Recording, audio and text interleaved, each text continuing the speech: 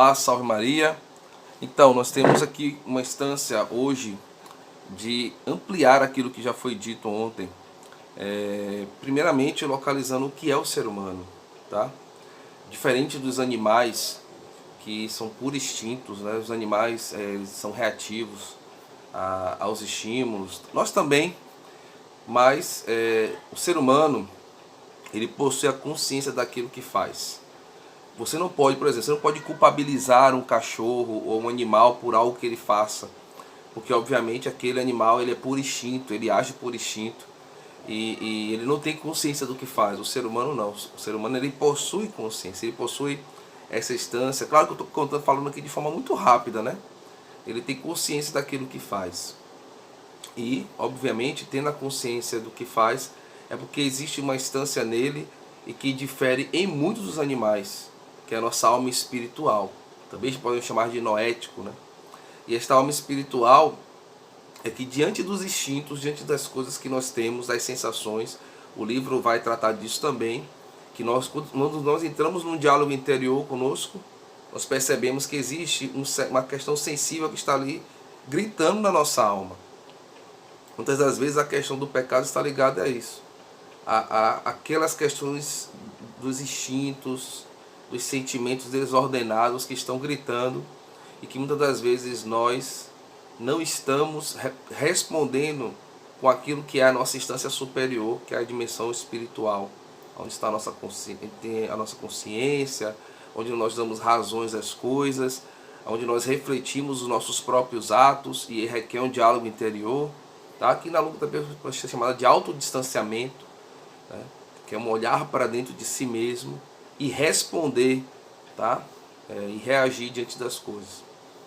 Se a gente não faz esse diálogo, tá, conosco, por causa dos barulhos que estão externos, geralmente a gente não avança muito, não só na vida humana, mas também no ambiente da fé. E é essa instância da alma espiritual que nos coloca em contato com Deus. É nessa dimensão profunda em que a oração ela é profunda, né? Desculpa aí a redundância. É nessas instâncias, não na instância dos sentimentos. As outras instâncias da nossa vida, os sentimentos, o nosso corpo, ele é uma reação, um efeito desta dimensão mais profunda, tá? Aquilo que eu sou você não pode ver profundamente. Eu posso expressar alguma coisa disso pelo meu corpo, pelos meus sentimentos, mas aquilo que eu sou profundamente, que Santo Agostinho vai chamar de... É como o termo fosse alma profunda, né? Que está dentro de mim. Isso você não vê, né? É pessoa profunda o termo, pronto, melhor falando. Você não consegue ver, você vê os efeitos disso. E nós precisamos estar, pela força da graça e pela nossa própria decisão consciente, por isso o processo educacional é importante, sempre nessa instância de nível superior, para reordenar as outras instâncias da nossa vida. Tá? Que nós chamamos de autodomínio, autocontrole, autoconhecimento, tem a ver com essas questões aqui. É óbvio que o pecado original desconstruiu um pouco isso, desorganizou. E a vida da graça é esta vida da reordenação dessa nossa humanidade e nossa reordenação da amizade para com Deus. E é interessante que, se você for ver, e nós temos, o ser humano ainda tem essa ligação entre o mundo do tempo e a eternidade. Nós estamos entre a eternidade e a temporalidade. Assim é o ser humano, assim ele foi feito por Deus. Não é assim também o sacramento? O sacramento é aquela ação invisível que torna-se visível pelos sinais. E que atuam pelos sinais da graça, que atuam na alma. Nós também somos esta dimensão sacramental, temos essa dimensão de uma invisibilidade e visibilidade, e o sacramento vai agir profundamente nisso, ampliando essas questões pelo auxílio da graça. Nós precisamos do auxílio da graça pelas nossas imperfeições, porque somos criaturas diante do Criador. Por isso a reeducação da fé é importante. Por isso compreender isso é importante. É por conta disso que a gente não avança muitas das vezes na vida espiritual, porque a gente conhece Jesus, já ouviu falar de Jesus, mas nós temos um problema existencial, senhoras e senhores. Porque nosso coração não está em concordância com essa dimensão mais profunda da nossa vida. E essa dimensão sensitiva, ele A nossa humanidade precisa, de certa forma, a nossa vida de oração está ligada a isso. E resumindo, a vida humana é isso. Este caminho que permeia pelo sensitivo até o noético, tá? Coloquei aqui, até a dimensão do espírito, para que essa dimensão do espírito possa responder. Claro, nós aprendemos pela interação que nós temos com o mundo, isto vai até o nosso interior, e aí nós vamos respondendo em relação a isso, a vida. A mesma coisa, essa dimensão da fé tem essa dimensão humana.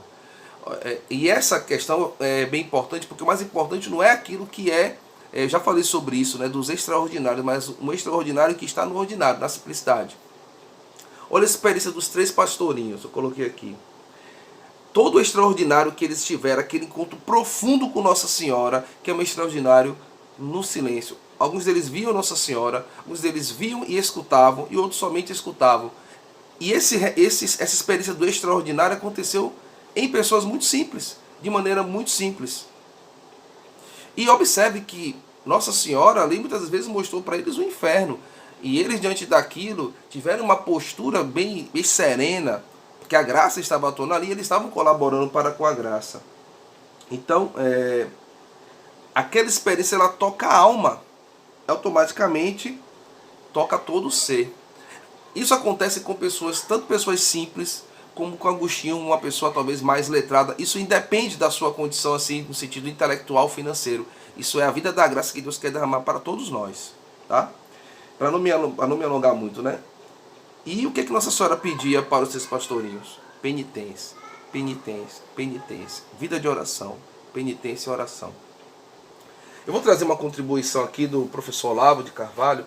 A aula número 1 do COF, ele traz uma coisa que é muito bacana e dá para a gente refletir muito bem e utilizar como ferramenta aí para o auxílio da graça de Deus.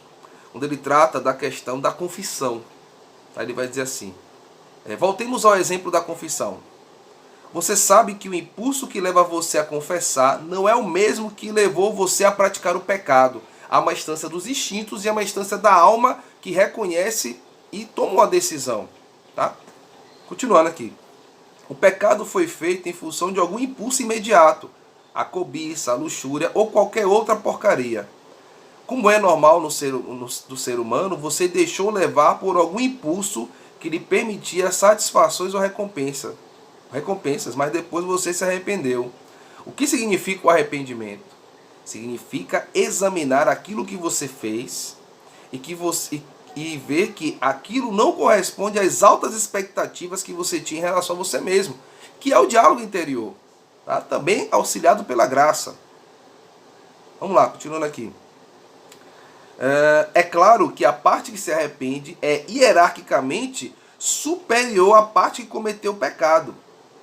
A parte que cometeu o pecado era um fragmento seu, um aspecto seu que quis determinadas satisfações sem levar em conta as consequências daquilo que teria para o resto da sua personalidade, para o seu todo. A parte que se arrepende, não. Ela está levando em conta o conjunto da sua personalidade. Olha que beleza isso, gente. E vendo os efeitos negativos que aquele pecado teve sobre você como um todo, então é claro que está hierarquicamente superior, porque abrange a outra parte e muitas outras. A parte que se arrepende não é diferente da que pecou. É apenas maior, superior, mais abrangente.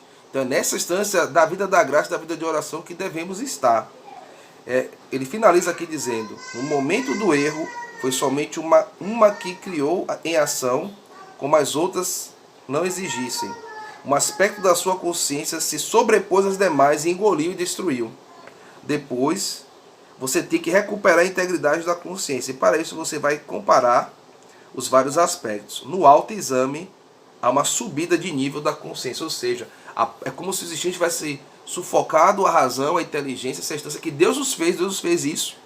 Automaticamente, eu respondi aos instintos, não à graça, não à nossa humanidade, aquilo que é o certo a fazer. Porque o certo a fazer muitas vezes não é fácil. Por isso nós precisamos tomar a decisão, pedir o auxílio da graça de Deus.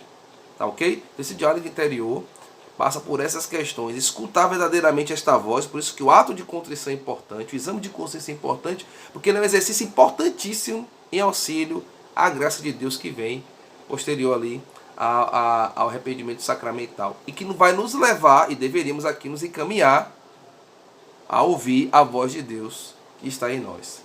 Forte abraço para você. Salve Maria Imaculada. Sigamos agora para ouvir a voz de Deus.